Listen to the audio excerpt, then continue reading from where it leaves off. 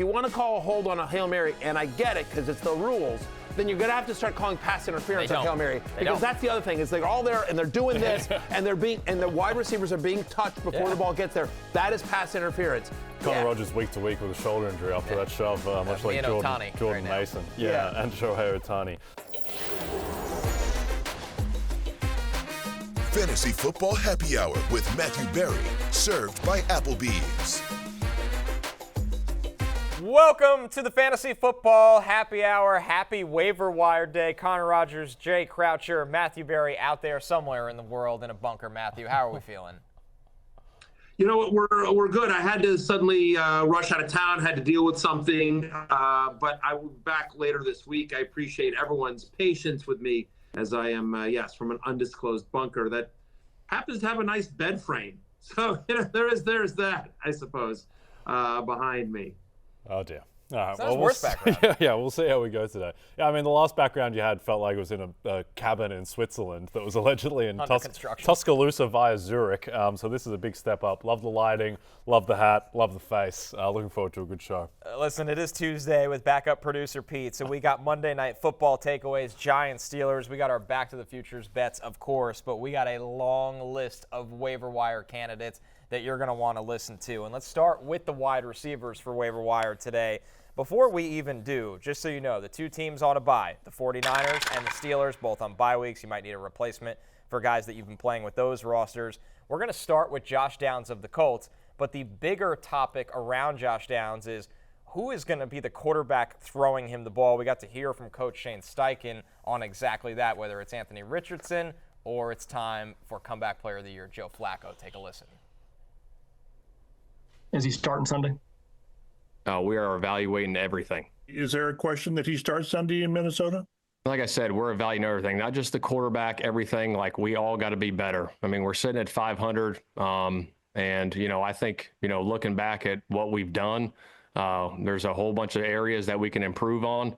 I'm not just talking about the quarterback. I'm talking about everything. And we got to be better moving forward. When you say evaluate everything, any questions about you as a play caller? Right now, I'll still be the play caller. Is Anthony your starting quarterback right now or not? Right now, today is, yes. Just you don't know for the upcoming game if he is a starting quarterback. We're evaluating. It certainly didn't sound like a yes, Matthew, that Anthony Richardson is going to be the Colts quarterback going forward. It's one of two things. Either it's definitely going to be Joe Flacco, and he doesn't want to announce it just yet, or Shane Steichen is awful in front of the press. Because, that's rule 101 of addressing the media, right? It's like if you've got in your mind that Anthony Richardson's starting, then you just say so. And by the way, honestly, he should have just said so. And then on Thursday or Friday, if they want to make a switch, we've evaluated it, and But he's made a story now into something that he could have kept as a non-story if he just stopped and said, nope, we're sticking by Anthony Richardson, and just left it at that. But he left the door open. And they're evaluating almost everything. Apparently, they're not evaluating him as the play caller, right? Because he was just like, no, I'm still the play caller. They're like, are you going to evaluate you as a play caller? No, I'm still the play caller. But we're evaluating everything else, apparently. It's just, and I just think, honestly, if Anthony Richardson was the starter, I don't know why Steichen just doesn't say that. They give him an out. Is he the starter today? And he says, yes, he's the starter today. And just shut up at that point. But no, he keeps going. He goes, but we're evaluating everything, which is just feels like it's really opening up the door here, guys, for Joe Flacco. Comeback Player of the Year, Joe Flacco. I don't know if you're aware of this, guys, but last year, Joe Flacco was the NFL Honors Comeback Player of the Year, and now he's got a chance to once again start for the Indianapolis Colts this weekend. Yeah, and if Joe Flacco does, Jay, that means great things ahead for Josh Downs. Josh Downs had a good week with Anthony Richardson, but, he's been up and down since Richardson's been back. With Flacco, he's averaged 18.5 points per game. Yeah, I think the good thing with Downs as well is somehow it's available in 53% of leagues. That shouldn't be the case even if Richardson is the quarterback. But if it's Flacco, then he's like a wide receiver 2 type, I think. And even if it's not, at least he showed some ceiling with Richardson last week. And Like Richardson right now, I mean, like we just haven't really seen this before in terms of the lack of accuracy, in terms of completion percentage over expected in the NFL. The third worst quarterback in the league, Jacoby Brissett, -2.5%. Second worst, Spencer Rattler, -9%. And then Anthony Richardson is -14.6%. Like, it's just, you don't see that. Like, even guys like Zach Wilson was like -3% last year, Tommy DeVito as well. So I don't know, what percentage chance would you put that Anthony Richardson is the guy? Because the thing to me is like, yeah, why would Steichen not endorse him? Like, it feels like Steichen was pretty upset with Richardson, the way that he played against the Texans and the fact that he took himself out of the game because he was tired, which I've never seen before. Right. So I'm not sure if there's an element of trying to light a fire under Richardson. That's the other part that could be the case here, that it's you're looking at a young player and not guaranteeing him the starting role going forward. But the Colts are a team right now, as they've hovered around 500 the entire season in an AFC that's really been underwhelming. The playoffs are on the line here. Yep. And if you told me today they're going to go with Joe Flacco the rest of the season, I'd probably pick the Colts to make the playoffs. Yep. If you told me today that they're going to ride this out with Anthony Richardson, and I understand the thought process if they do, because he was their pick, he needs reps, he needs to get better in a game environment, I don't think I would take them to make the playoffs. And that's a jarring difference right now, Matthew, for this offense. We've made fun of Bo Nix a lot for being a guy that gets his fantasy production until last week through the ground. For Anthony Richardson, besides a few big plays, he's another guy where there's no throwing production, and the running production hasn't lived up to the hype we once thought it would. That's the key, right? I mean, you can be a very productive fantasy football quarterback without throwing the ball. We've seen this a number of times. Like for all the jokes that people want to make, but back in the day, Tim Tebow was a top 10 fantasy quarterback because of the rushing, and he would never ever throw. You know, you think about Lamar Jackson's rookie year or Jalen Hurts' rookie year. Justin Fields. Like, they were barely throwing. Yeah, Justin Fields, perfect. Another great example. Exactly. But to your point, the rushing hasn't been there with Anthony Richardson, and I don't know whether it's a reluctance on his part to duck and run, whether they're not calling enough designed runs for him. He gets tired. We made this. Yeah, when he's tired, it's, listen, I didn't get enough orange slices. I gotta get. I don't know. It's just whatever it is. It's not working, and listen, for everyone out there that wants to complain about Kyler Murray as your ride or die, you could have had Anthony Richardson, because I saw a lot of people in the industry very, very high, extremely high on Anthony Richardson. And by the way, I think I had him at 5. You know what I mean? Like, I'm not off the hook either. But Anthony Richardson was pitched to me a lot as somebody who should be a ride or die, and I said no, and I'm glad I didn't go that direction. But it's a tough situation. I feel bad for the kid. I interviewed Anthony Richardson, really liked him a lot. And he's got too much talent, I feel like, too much potential to, just sort of like, this is so weird. I get it. You guys are 4-4 and you're frustrated and you feel like the season's on the line and the Colts are the Texans are kind of running away with this division a little bit, but like, you guys spent a top 5 overall pick on him. You can't bail. What is he, how many games has he played? Full games has he played in his career? 8? 9? It's insanity to me, Connor. But as it relates to what we're dealing with, Josh Downs needs to be rostered in every single league. It's ridiculous that he's out there in 53%. I agree with Jay. Of course, it's super annoying that you, Connor, have him in our league. Yeah, and somebody else I have, Matthew, is Cedric Tillman in our league, who's 80% available, both Browns wide receivers, because Jerry Jeudy's available in 55% of leagues with how bad things were in this passing offense with Deshaun Watson. But it's a new era. Yes, they have the Chargers, the bye week, the Saints, and the Steelers, so not the easiest road ahead. But with Jameis Winston under center, Matthew, the outlook for these wide receivers has completely changed, especially Tillman, who went from a guy on the bench to maybe being a wide receiver 2 for the rest of the year, or a wide receiver 3? He's absolutely a wide receiver 2 for the rest of the year. Honestly, just having anyone other than Deshaun Watson under center gives the offense in Cleveland some viability, right?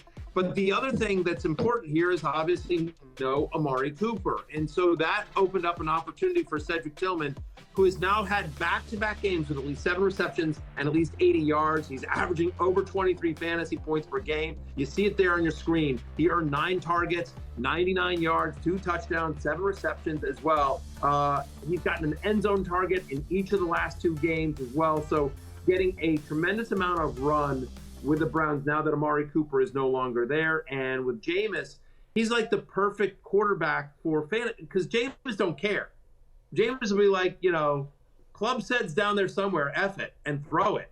And so I'm going to try to make club set a thing. I know. I'm going to work on that. We're on board with this one. Yeah, I like it. Yeah. Much better than usual. Yeah. So anyway, but Cedric Tillman, it drives me crazy. You outbid me by $1 on Cedric Tillman. Was super annoying, Connor, and you boat raced me in our league. Like, I can't even complain.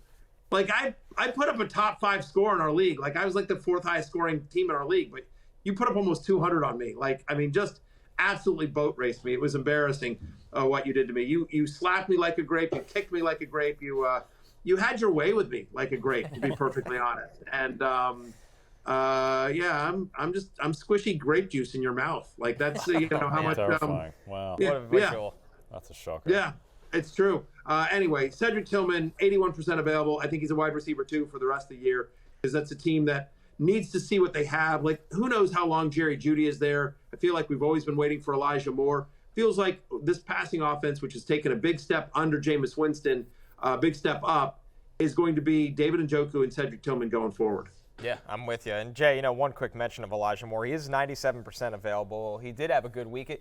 He feels very Wan'Dale Robinson, Ray McLeod-ish. And I know he had a bigger week than those guys usually do. But if you're desperate, maybe somebody to throw on the bench. Yeah, he's getting plenty of targets. That's I think key. he's a solid, desperation flex play each week. You'd clearly have him 3rd in the pecking order. But this team is, I think, just by necessity and by the nature of the full Jameis experience, they're going to be throwing a lot because he's going to throw and he's going to throw interceptions, which means that he needs to throw more to catch up in games. So I think that Elijah Moore is somewhat viable in a way that he wasn't with Deshaun Watson. Speaking of Amari Cooper, he goes to the Bills, and since he got there, Keon Coleman, Jay, has been phenomenal for this team. Their first pick of the draft, not a first-round pick because they traded out, but in Week 8, 7 targets, he gets 70 yards and a touchdown.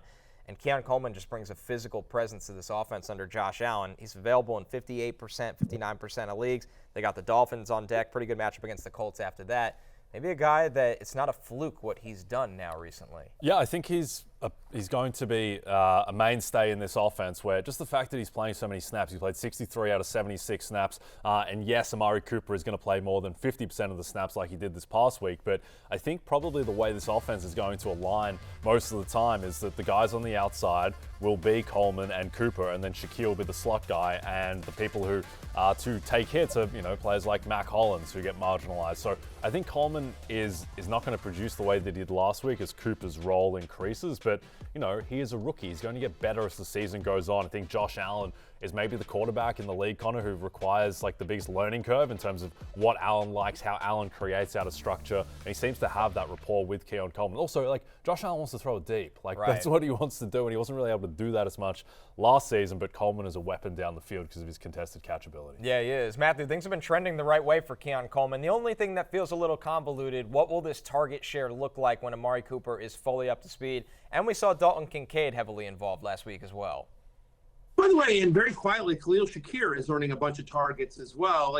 Credit the Bills' offense. They're finally starting to really click, and they've got a true identity here as well. I think what's exciting about Keon Coleman, right, who had, we know about the deep threat, right, but each of the last 2 games, he's gotten three end zone targets, 22% target share at least in both games, and honestly, I don't have a stat for you. But the touchdown that he made, where it was basically like this one-handed thing where he kind of David Tyree'd it on top of his helmet there for a second. That's just okay. That's just, physical gifts that just not everyone on the planet has. And so those were all impressive. Connor, I know he wasn't your favorite prospect coming out of college, but I think you can talk to about hey, we're entering week 9. And how many times have we seen this over the last couple of years where rookie wide receivers, finally find their footing and they're big factors down the stretch? And maybe that could be the case with Keon Coleman. Yeah, it can be. I love this ceiling, but you're absolutely right. There were big concerns. He couldn't separate in college. The production wasn't consistent. And to be fair, that reflected where he went in the NFL. He didn't go in the first round. He was a second-round pick that was kind of viewed as this developmental guy.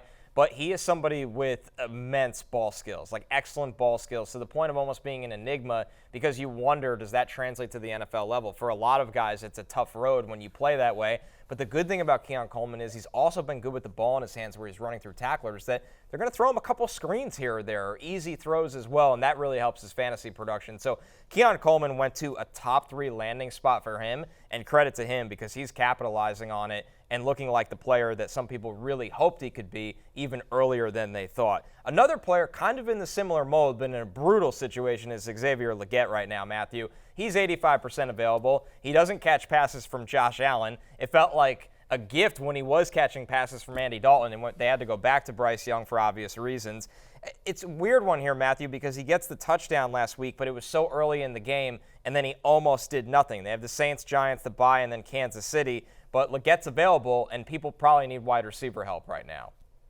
He's available in 85% of leagues. Like, I think, look, Denver's a tough defense, and I thought Bryce Young looked better last week, understanding that that's an incredibly low bar to clear.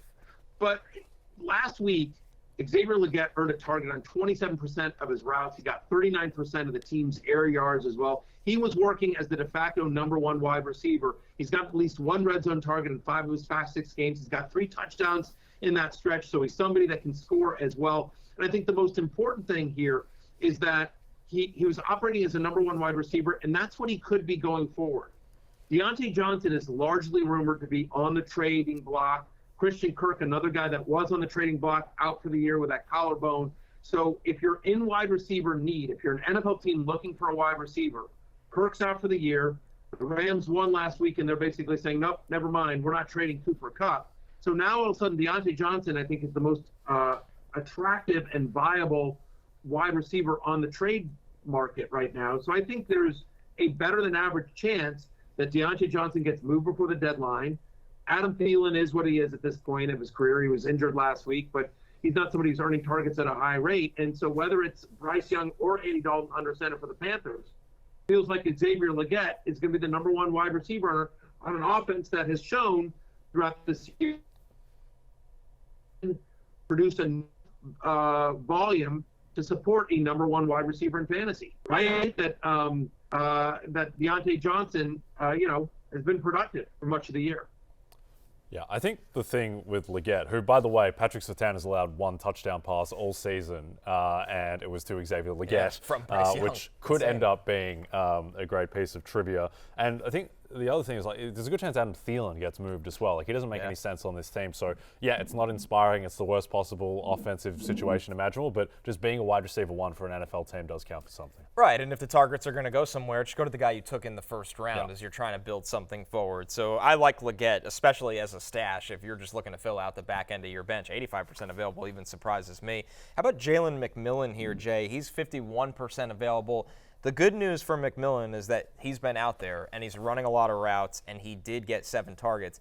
The bad news is, and this was my number 1 concern for him as a prospect going to the pro, he's not really taking over and dominating the slot role for this team. He's playing on the outside more often than a guy like the veteran Sterling Shepard being there. Yeah, indeed. And it looks like that middle of the field role is largely owned by K. Dalton, and K. Dalton is the Bucs pass catcher that you want the most. But of their receiving options, Jalen Millen, for now until Mike Evans comes back, looks like he is number 1. And look, the best thing that he has going for him is that he's in this Liam Cohen offense with Baker Mayfield, who's just throwing for an insane amount of volume. Like, Baker Mayfield has 21 passing touchdowns and 9 interceptions. Like, he's just absolutely heaving it. And now they get this matchup against Kansas City, which, yes, is a tough matchup, but they're 8.5-point dogs. Right. They're going to need to be throwing, and just through volume alone, like, Baker Mayfield, for whatever his flaws, like, he puts up big volume stats, and Jalen McMillan, I think, can benefit. Matthew, it's early in the week, but do you think McMillan is flex viable against this Kansas City team, especially as they continue to operate, of course, without Chris Godwin, but more importantly, Mike Evans as well?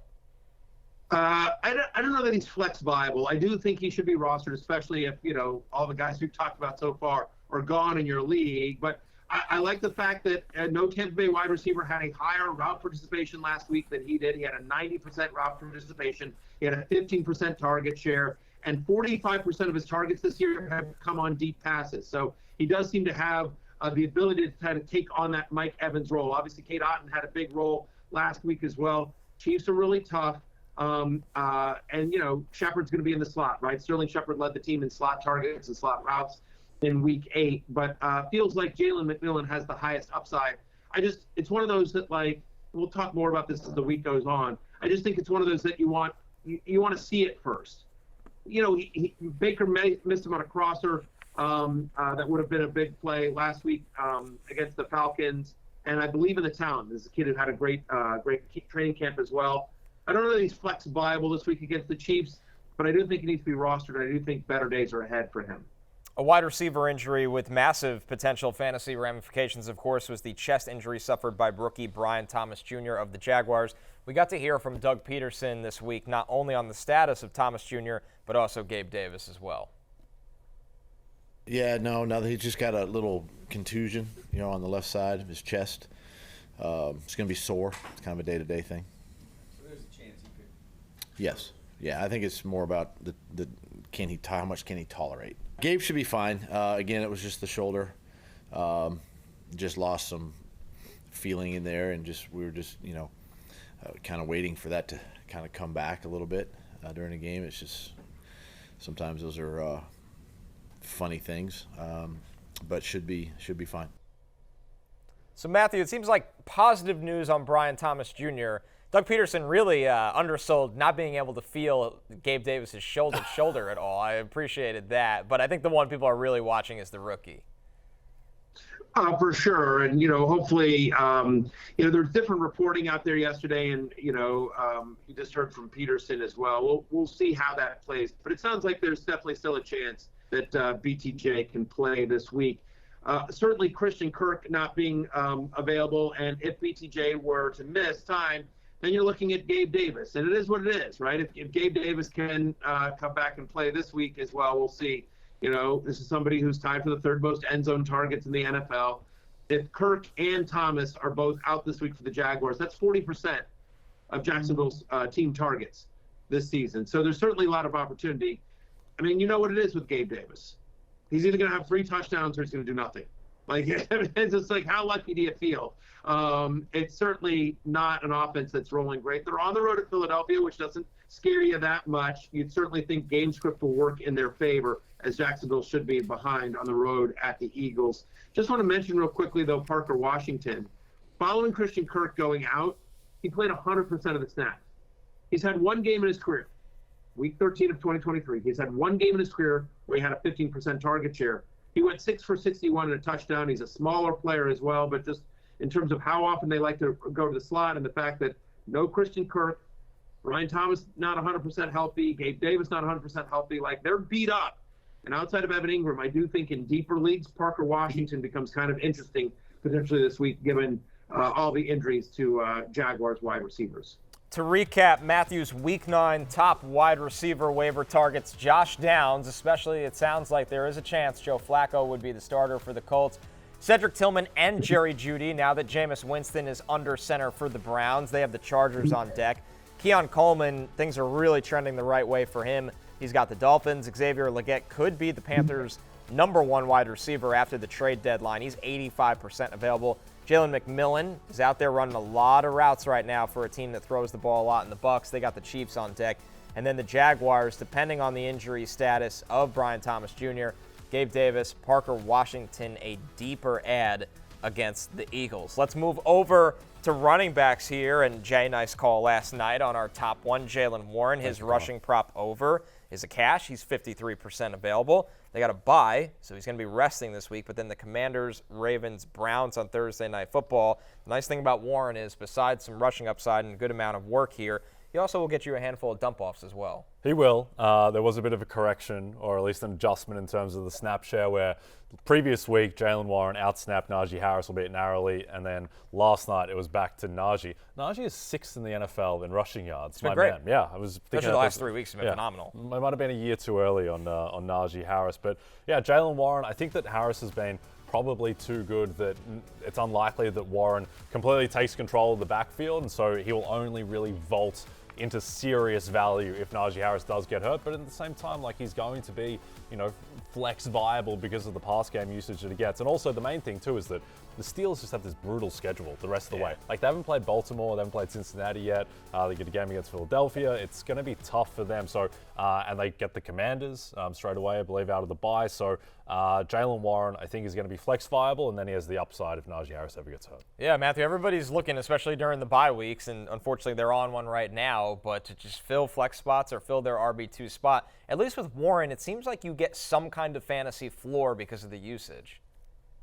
He's had a double-digit target share in 4 of the past 5 games. He's gotten 5 red zone touches in the last 2 games, right? I mean, like, so they're using him in close. They're using him in the passing game as well. And so Jaylen Warren is just way too talented to be available in 54% of Yahoo leagues. I agree with you, Jay. You're a year too early on Najee Harris. You're formally and now back to being good name. You attached to Najee Harris.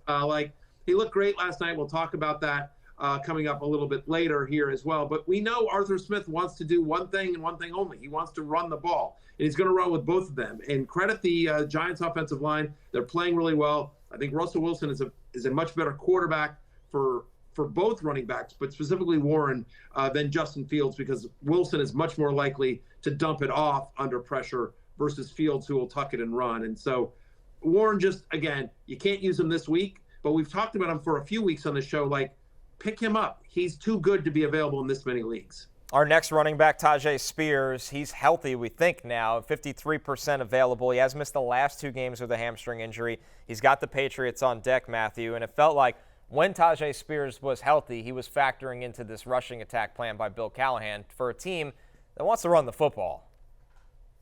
I mean, listen, they absolutely want to run the football because their other option is to let, one of the quarterbacks throw it. And, that so far has not worked out particularly well for them. Look, it's a nice matchup this week against the Patriots, right? Over the last 4 weeks, they allowed the 3rd most fantasy points to opposing running backs. Tyjae Spears, in his last 2 healthy games, has double-digit fantasy points. That was weeks 3 and 4. And by the way, the Titans, very quietly, they're 8th in running back target share this season. No DeAndre Hopkins as well. So you're just thinking about who's viable in this passing attack. Yes, Calvin Ridley's going to get a lot of looks, but beyond that, it's just sort of like, yeah, let's involve the running backs. Both guys, both Pollard and Spears, are very good pass catchers. And so given the struggles of that offensive line, you can see a bunch of dump-offs as well. So Tyjae Spears is somebody that we think is kind of interesting in a PPR flex sort of way. Our next running back here, Jay, Braelon Allen on the short week against the Texans. He's 63% available.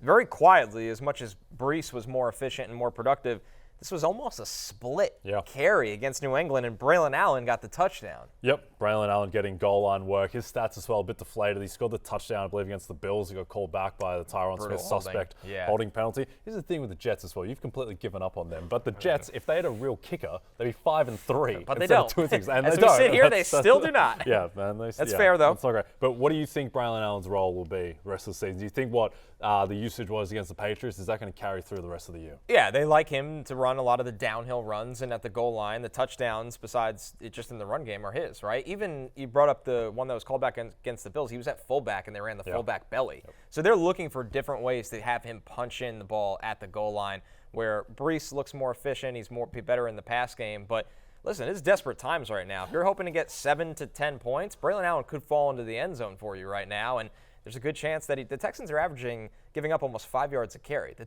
problem is teams don't run the ball enough against them because of the script. Yeah. So we'll see if Braelon Allen can fall into the end zone again. Jets are 2-point favorites in that game. It's unbelievable. Much to your chagrin. It's absolutely disgusting. Jets win. All right, we'll see. Matthew, Braelon Allen on the short week. I'm sure there's going to be some people, because of injuries, because of how brutal waivers are, especially in the League of Assholes, that are going to have to start him and just, once again, hope that he falls into the end zone for this team.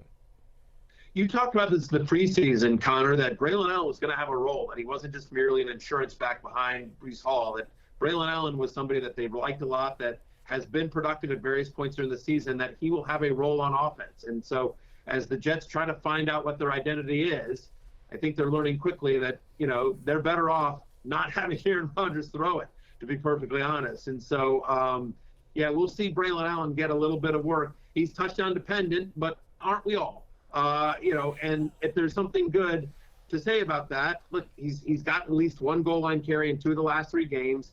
And now, as you mentioned, he gets the Houston Texans, who you can run on somewhat as well. So feels like the performance from last week, where he went 12 for 32 and had a rushing touchdown, has earned him a little bit more playing time. Maybe the biggest conversation right now around the running back position in fantasy is simply, when will Christian McCaffrey be back? The Niners, of course, are on a bye in Week 9. We got to hear from Kyle Shanahan on if McCaffrey plans on returning for Week 10. Depends how this week goes. I mean, he's had no setbacks, so it looks like we're on track. But he's going to hit it hard this week while we're gone and kind of simulate some practice stuff for himself. And as long as it all goes good, hopefully we'll get him back in practice next week. The plan would be to open his window on that Monday for the bonus practice. If everything continues going right, if he has a good week this week. Is the expectation that once he's back, he's back? I mean, that he will have ramped up and to a point where you can have his standard workload?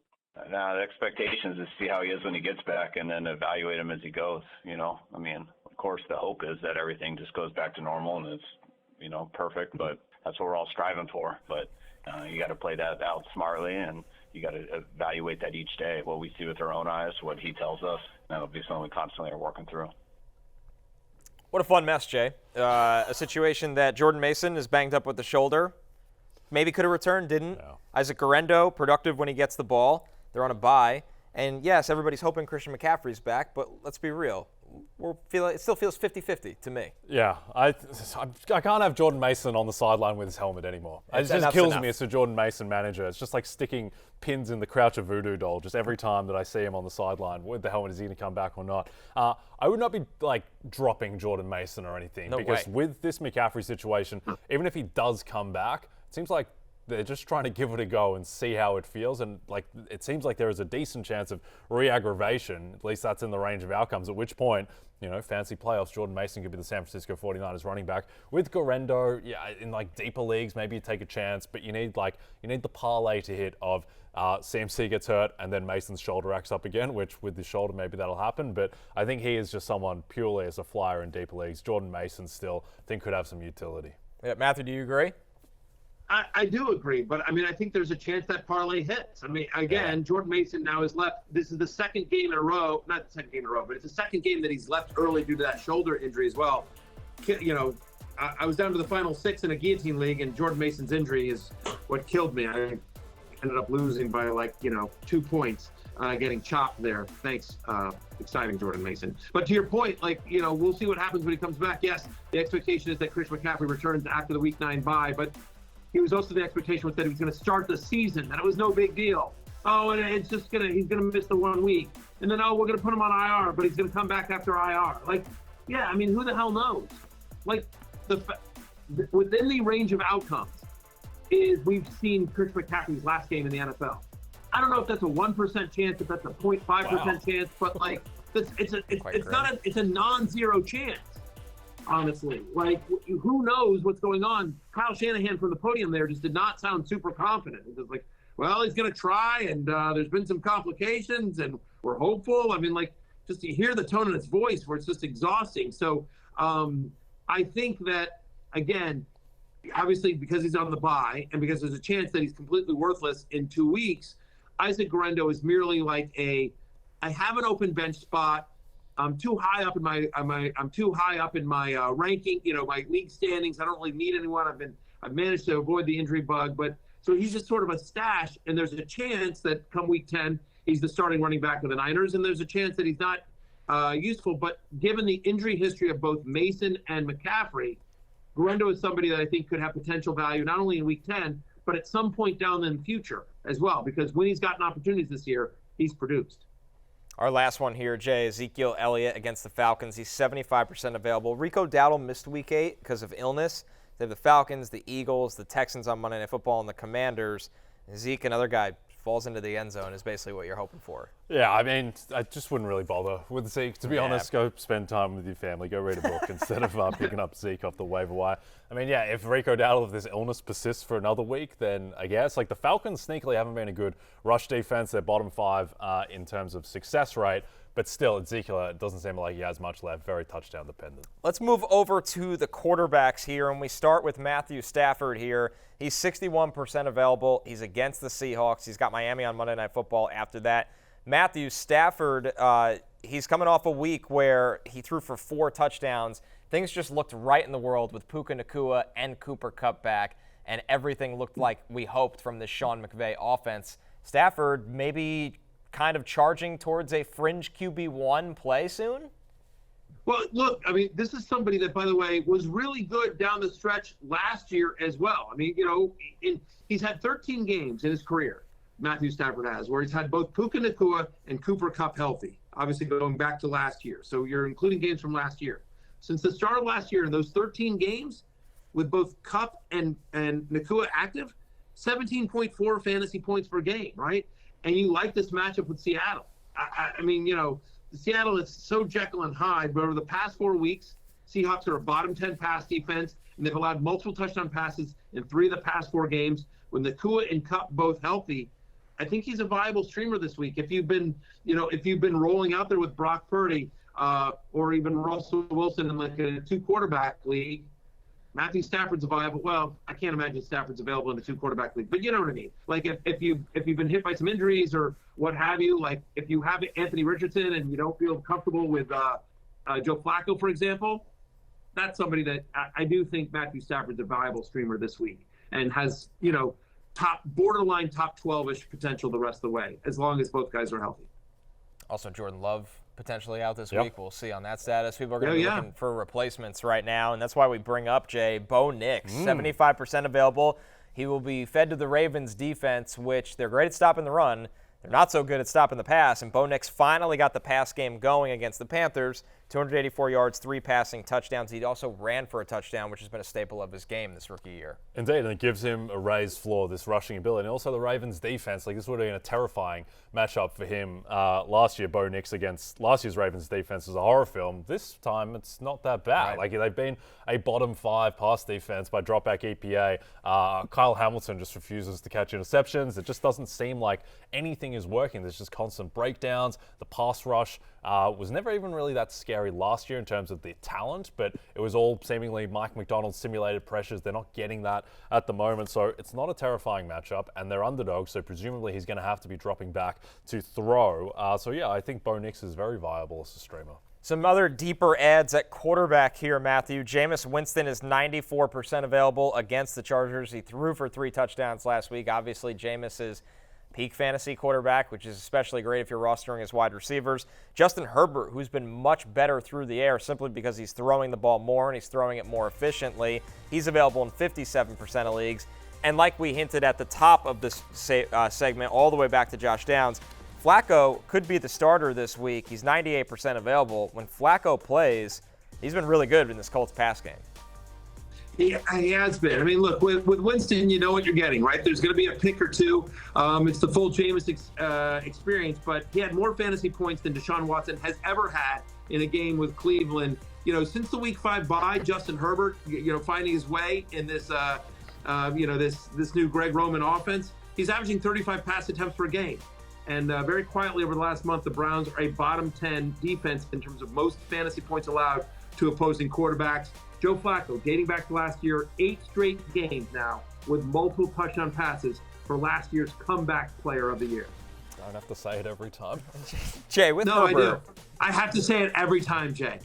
Every single time. It's like he's knighted Sergio Flacco, comeback player of the year.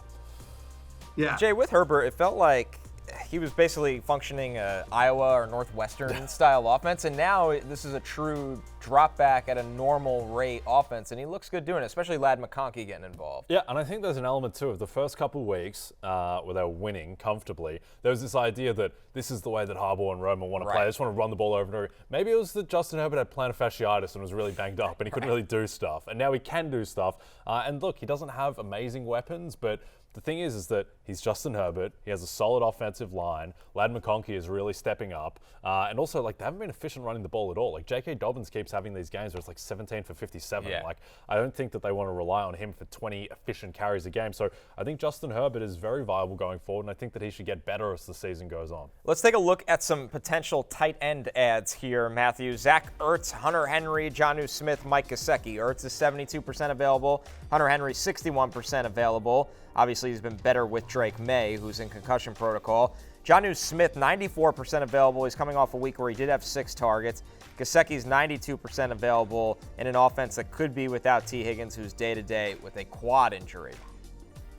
Yeah, let's start at the top with Zach Ertz, my Commanders. I think one of the things I said at the very beginning of the year, and he was on the preseason love list, was like, you're going to be shocked and dismayed and reluctantly head to the waiver wire when you realize how much Zach Ertz is involved in this offense. Like, it's crazy. But I say to my daughters all the time, find somebody that looks at you the way that Cliff Kingsbury looks at Zach Ertz. He's now got 11 targets. Last week, 11 targets, 7 for 77 against the Bears. He's got a 20% target share this year, Connor. That's 7th highest among all tight ends. 3 straight games now with double-digit fantasy points. He's gotten at least 1 end zone target in 3 of the past 4. He's playing with the hottest quarterback in the NFL in Jayden Daniels. And look at the upcoming schedule for my beloved Commanders. Giants, Steelers, Eagles, Cowboys. All of them have struggled against the tight end. All of them, especially the NFC East teams.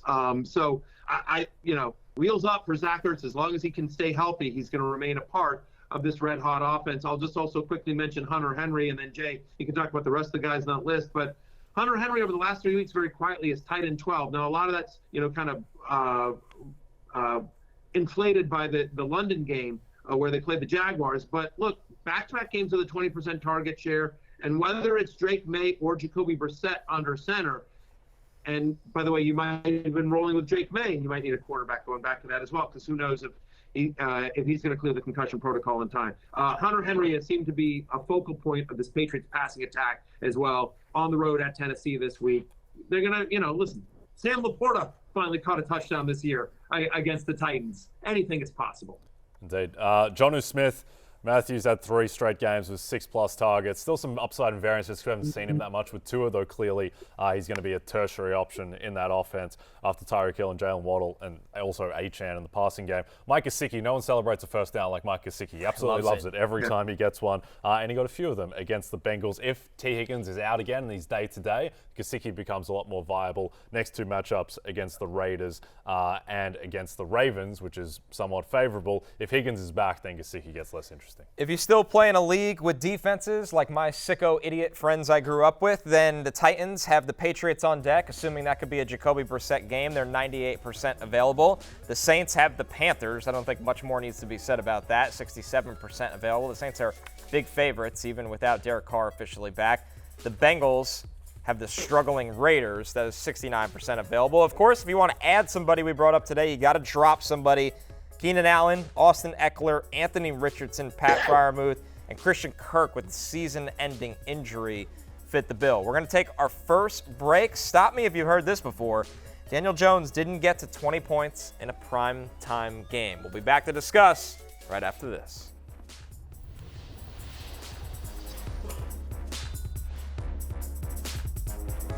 Jay, what do you like in this lovely Monday Night Football matchup? Little blasphemous, but I'm going against my man Najee Harris, kind of. I'm taking the over on Jaylen Warren's rushing yards at 30.5.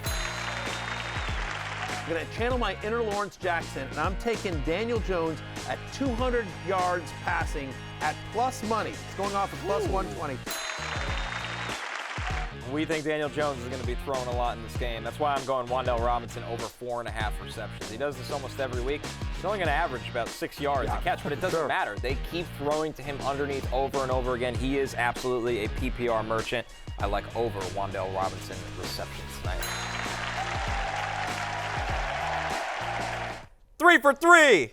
Well done, boys. Yeah. The Fantasy Football Happy Hour Monday Night Parlay hits. And shout out to everybody, Matthew, in the mentions. A lot of nice listeners that followed us. I was impressed. Yeah, 1,000%. We made them money. We took a little money from DraftKings. Love to see that. Never in doubt, even though Wan'Dale Robinson, the Steelers needed to screw up that last possession, and Wan'Dale didn't cash until the very last drive. But whatever. Never in doubt. Happy to see. But Warren and Jones cashed pretty early, which was exciting. Happy to see that as well. As we often do, we all know you're dying for an update on the League of Assholes. A couple thrillers this week. Entering Monday Night Football, Steven was leading Jay 121-108. At halftime, he was leading him 121-114 as Jay only had Russell Wilson playing. The finale is Jay beats Steven by less than a point thanks to Russell Wilson. God. Yes, I started gloating a little prematurely, and then Russ had the fumble at the end, that which was scary. Knocked my lead from 3 down to just under 1. But no, it was rarely in doubt. I really deserved to lose because I benched Kate Otten for Jake Ferguson and benched Marvin Harrison Jr. for Tyler Lockett. But the Grape Slappers, they have resilience in them. It wasn't a great matchup, 122-121 effectively, but we'll take the win. We march on one step closer to the promised land. Matthew, tough loss for you. You were completely fine this week. You just ran into the best week I'll have ever in my life. I mean, 198 points. I mean, you were pouring it on. Again, you see my 140.26. I'd have beaten both Jay and producer Steven. Jay Croucher now has 2 different wins by less than 1 point, which is ridiculous and outrageous. Yeah, I mean, my 140 was, I'm doing it with smoke and mirrors over here because, Mike Evans is out, Rashee Rice is out. I'm so beat up left and right. Look at the points for 1,173 points. Me and George Safaricas, George the Greek, we have the 2 highest scores in the league. Stupid Deb's at 1149. And he's in first place. I'm at 1173. I'm in 6th. Me and George, we're 5th and 6th besides being the 2 highest scoring teams in the league. It's outrageous. And I've got to play backup producer Pete, Deep Pamelitas this weekend. Tough matchup. So, but I do feel really bad for producer Steven because producer Steven has now had 2 last-second Monday night losses to both me and Jay. So tough loss, but at least his pro team, the Jaguars, are going great. Yeah. Well, a lot of complaining out of you, Matthew, as always. I'm reminded of the great Bill Parcells, as Pete got in my ear. You are what your record is, Matthew, and your record's not. Yeah, no, I know. It's tough. We're in 6th. We've got some soul searching to do. We've got to listen. Everything's under evaluating. We're evaluating everything. Is what we're doing. Everything's under evaluation, including whether I'm going to call the plays. But we'll see. Yeah. Speaking of that Parcells quote, another tough loss for the Giants in prime time. They lose to the Steelers 26-18 despite having a lot of opportunity. But some good news for the Giants is in their first year without Saquon Barkley, Tyrone Tracy looks great right now. 20 carries, 145 yards, a touchdown. He caught 2 passes for 5 yards. Unfortunately, he left the game late in the fourth quarter. It looks like he's going to be in concussion protocol. Tyrone Tracy drinks for free. For Giants fans, for Tyrone Tracy, fantasy managers that are rostering him, it's been a really, really good run for the rookie. The question I have for you, Matthew, that's not Giants backfields related because we need the injury status to really talk about that. Darius Slayton goes over 100 yards last night in a game where Malik Neighbors was healthy. Is he viable or is this just kind of a flash in the pan? I think it's a flash in the pan. I mean, by the way, first off, shout out to you for Tyrone Tracy. This is a show that has been on Tyrone Tracy since draft day, Connor. Talked about a lot how I have him in every dynasty league thanks to you. So shout out to you because you identified him on draft day as this is a great kid who one of my favorite players coming out of the draft, converted wide receiver. I think the Giants got an absolute steal in him. So shout out to you. And if he's healthy, he's clearly the guy. 22 of the 27 running back touches for the Giants last night. He's clearly overtaken that backfield. But to your question about Darius Slayton, Connor, no, I think it's a flash in the pan. Look, it's his 2nd game this year, only his 2nd with more than 12 fantasy points. In the games in which Malik Neighbors has been active, he has a 12.5% target share, right? And so I don't see – we believe in Malik Neighbors. We believe in Wan'Dale Robinson as a PPR cheat code. So are you telling me that Daniel Jones can support 3 fantasy viable wide receivers? I don't believe it, especially given Tyrone Tracy's ability out of the backfield. So nice game for Darius Slayton. Good day at the office, but I don't think it's something to pay attention to moving forward. On the Steelers side of things, Jay, somebody who started Russell Wilson and he led you to victory. Looks like the good news is he's unlocked George Pickens a little bit, who went 4 for 74. Yeah, he'll throw it down the field to George Pickens. Look, Russ isn't that good. Russ is fine. He's fine. It's fine. And I think reckoning's coming with the on schedule. this team. Yeah, if he just avoids turnovers and they have a great defense, maybe he is the better quarterback option for this season. But I think in terms of fantasy, I think it's a very simplified team now. Like, Russ is a QB2 who you don't feel amazing about, but you can start in 2 quarterback leagues. Najee Harris, you're going to start him every week. Jaylen Warren is a flex guy, and then George Pickens is a viable wide receiver 2 type who is going to be hit and miss, but for the most part, with Russ, he's going to be startable. Yeah, you just have to live with sort of the, the head scratcher plays, right? Like, get 2 feet down, dude. Not the same foot twice.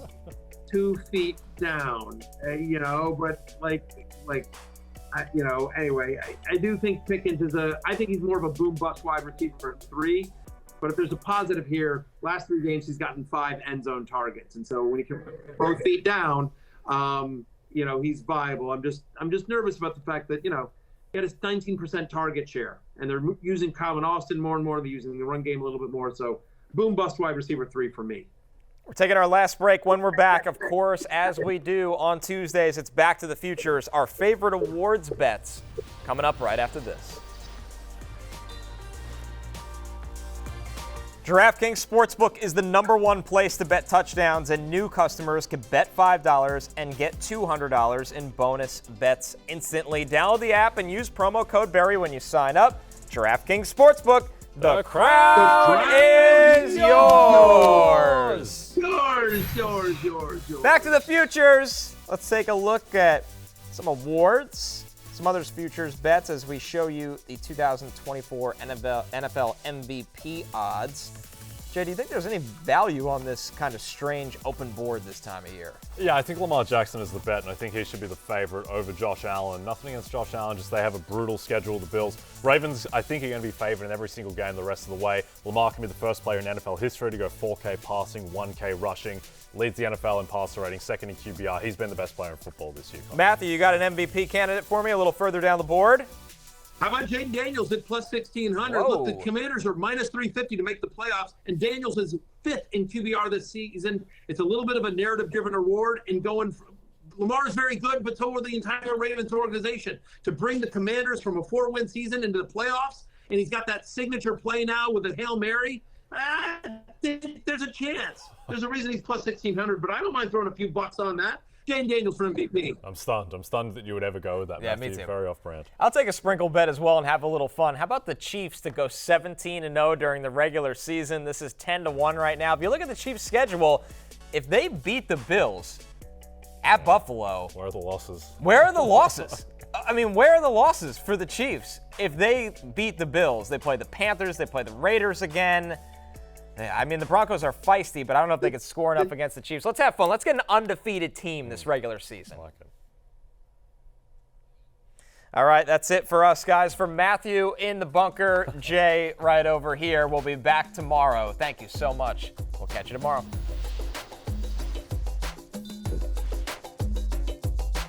Hey, it's Matthew Berry from NBCSports.com and RotoWorld.com, and I want to thank you so much for watching whatever it is you just watched, or if nothing else, being too lazy to click out of the autoplay after this video started, after whatever it is you actually wanted to watch finished. But now that you're here, I'd like to take a moment here to ask you respectfully now, okay? I'm asking you respectfully to subscribe to the NFL on NBC YouTube channel. You'll get the latest RotoWorld fantasy news headlines, all sorts of great shows, including my own Fantasy Football Happy Hour. So go subscribe now. Again, I'm asking respectfully.